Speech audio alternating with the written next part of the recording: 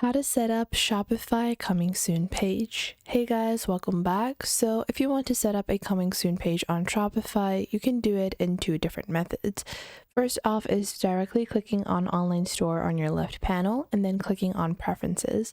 Once you go into your preferences, just scroll down to the bottom and then you can turn on password protection, and you're just going to enable restrict access to visitors with the password and then click on save. Once you do that, you're going to go back into online store, click on customize over here. Once you click on customize and open up the Shopify website editor, you're going to select your coming soon page from the top panel. So over here, we have our homepage selected. You're going to select that. And once you click on homepage, you're going to scroll down. And once you scroll down, you have your other section. Click on the other section and then click on the page that is called password. So once you open up this page, this will show you the password protected page or your Shopify coming soon page.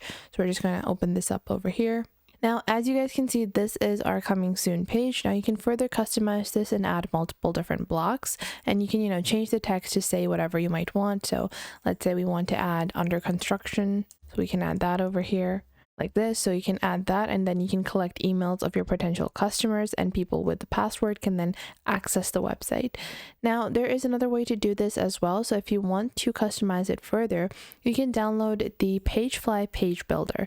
Now, the Pagefly Page Builders enables you to create more interesting and more dynamic pages. So you can go into the Pagefly Page Builder, click on Pages over here, and then click on Create from Template. Then you're going to click on Password, and then you can choose one of these templates of a password protected page.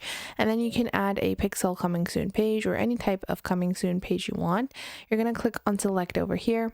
And then you can publish this page and enable it to be your default page, or enable it to be the front page and then have the rest of your website password protected.